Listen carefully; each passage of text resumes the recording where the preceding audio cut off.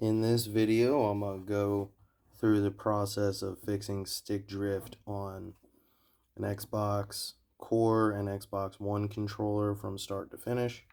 I have another video where I went over in detail what causes drift and how to fix it. This is just going to be the next in my series of showing start to finish on each of the different types of controllers. Xbox One and the core controllers for the Series X and S are basically the same. The Xbox One controllers just don't have that button there. The disassembly process and all the repairs are the same. So you're going to start by taking your side panels off.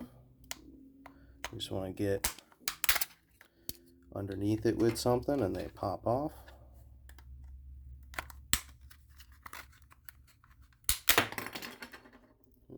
I'll grab that later.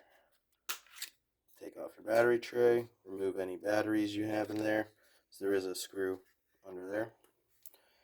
These are all T9 security Torx.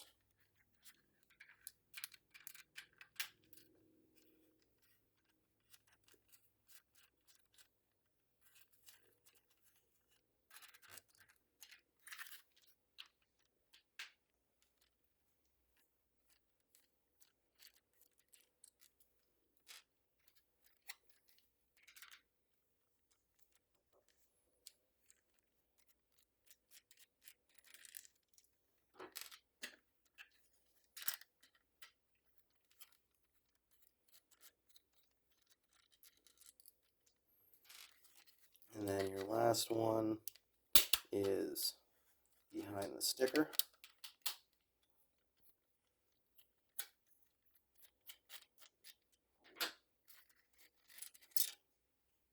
You just take your back cover off. And the front just comes out. And then you want to pop the joysticks right off from there. Now, on the core controllers, there are going to be two Bluetooth wires here. The Xbox One controllers will either have no wires or one. So for these with two, the one that's more to the left is going to be plugged into the one that's slightly to the left. The one that's more to the right is going to be plugged into this bottom one that's slightly more to the right.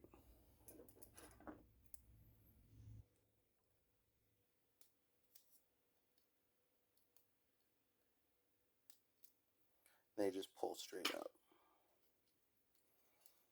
Get those out of the way. And then you have two screws holding the bottom board in. These are T6 security Torx.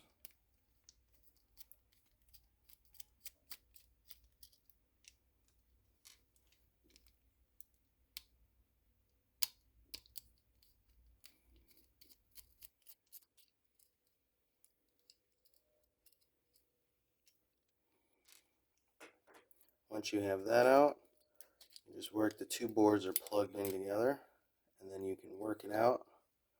Flip it over. Your headphone jack is not being held in by anything but the two boards being screwed together, so just set that off to the side somewhere so you don't lose it. If you're having trouble working this board out, you can take the bumpers off by just removing that and that.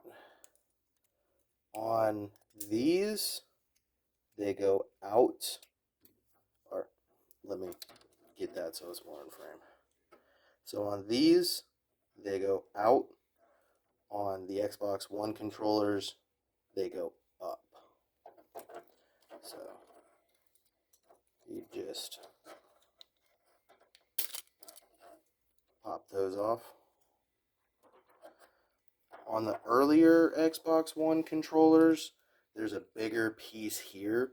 Those are easier to flip off from this side than this side. The later Xbox One controllers that are thinner, it's easier to pull off from this side. And on the Xbox One controllers, the sync button goes in on top, so the sync button will fall out once you take that piece off and take your bumpers off. Then when you put them back in, just put that back in and snap that back into place. Now back to the stick drift. So like I had mentioned in the other video, if you watched it, stick drift most of the time is being caused by your potentiometers here, unless you can see physical damage to the joystick.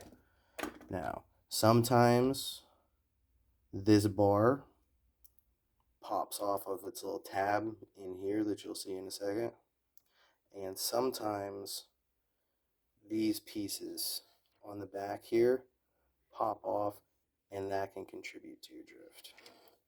It looks like these are both on here good. If they're popping off on yours, you can glue these back on. You just have to be really careful gluing it back on to not get any glue in the button.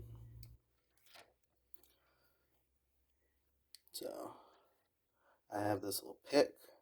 I got work in there, and you want to be really gentle, especially with the Xbox controllers. The Xbox controllers don't have, I don't know if you can see that these are pretty much flush with the board. PlayStation controllers, there's a little bit more room, so you have more flex in here. On these, there's not a lot of space, so you want to be extra gentle.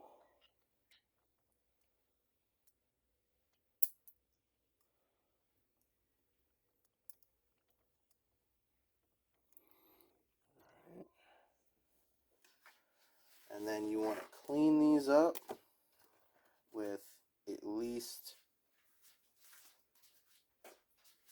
91% isopropyl alcohol. So clean up the back here. And then you want to check to see, you see those little arms? Make sure those aren't broken. Those look pretty good. I just want to look at it closer just to make sure. Okay, so yeah, that's good. Then you take your Q-tip, get in there, and I'm just checking that tab. It's kind of hard to get a good angle on it, but you can see this tab in here. This is there's a little piece here that it snaps over. You'll know as this will be pushed back and it'll be really floppy in there, so you'll know.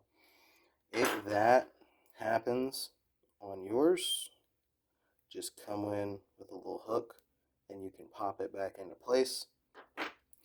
I do have a little short that I took because on a different controller I had one where that was the case, and I took a little short of that. So you can watch that if you want to see me pop that back into place. And then, oops, I dropped it.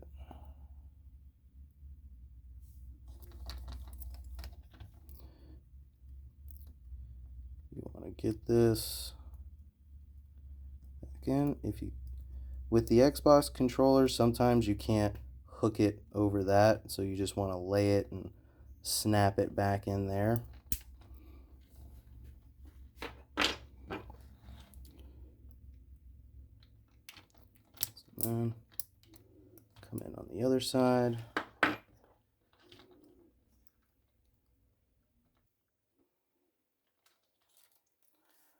Pull that out.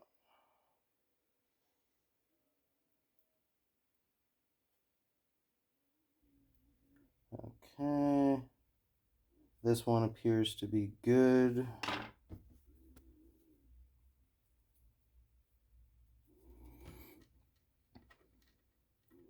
And then you're also wanting to look for scratches inside here as well. They can be a bit harder to see.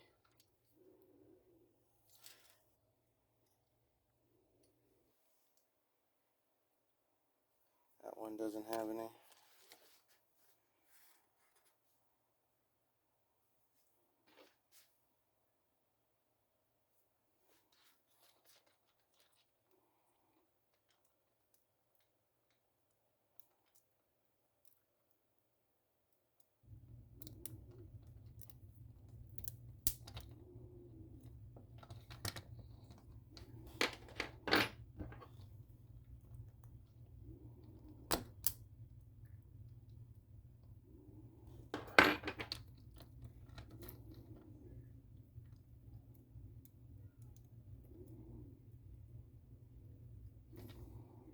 And put some light, that'll help me a little bit. Help me see things a little better.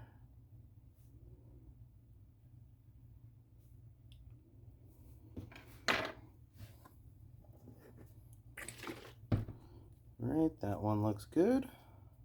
Just gonna clean up the back.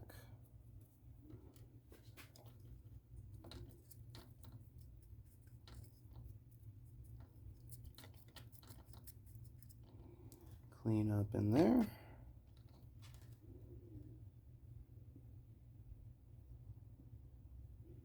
And that looks good.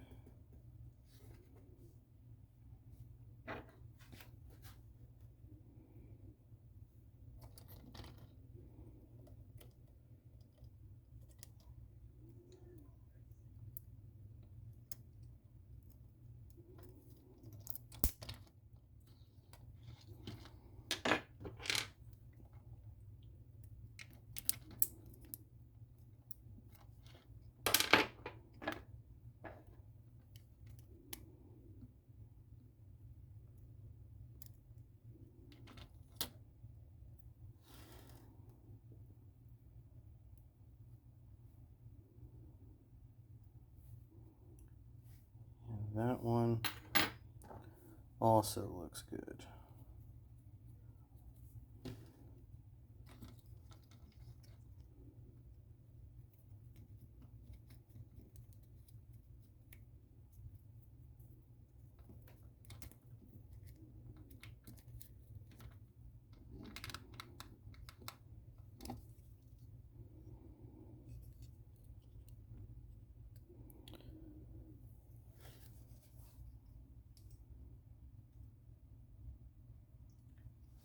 I don't see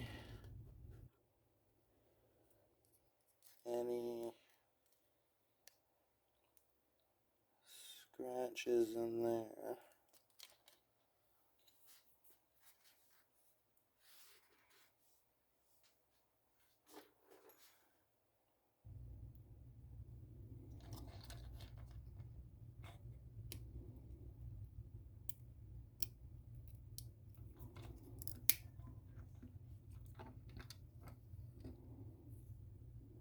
Alright. Once you have that done,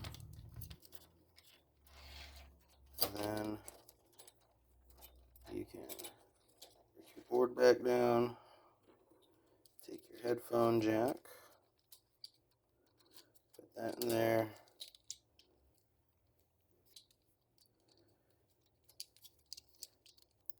gently plug the board back together.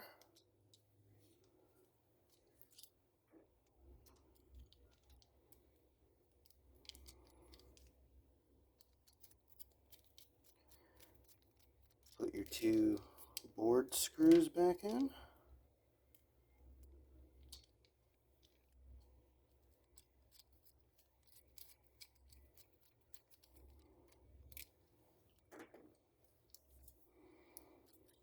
And these can be a little tricky to get back in because they're kind of small. They shouldn't take a lot of force to plug back in.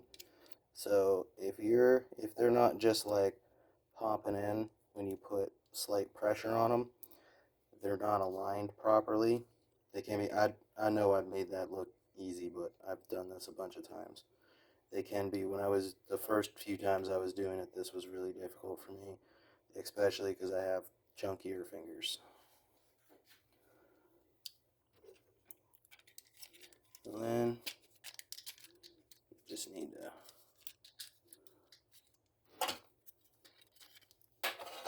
pop your case back on. Don't forget to put your joysticks on.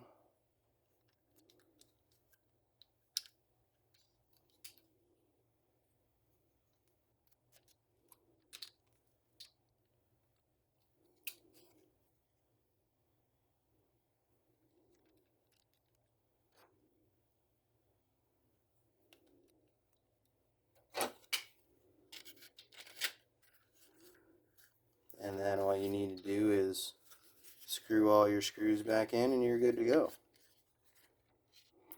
Like I said, this whole disassembly process is the same for both Xbox One and Series X controllers.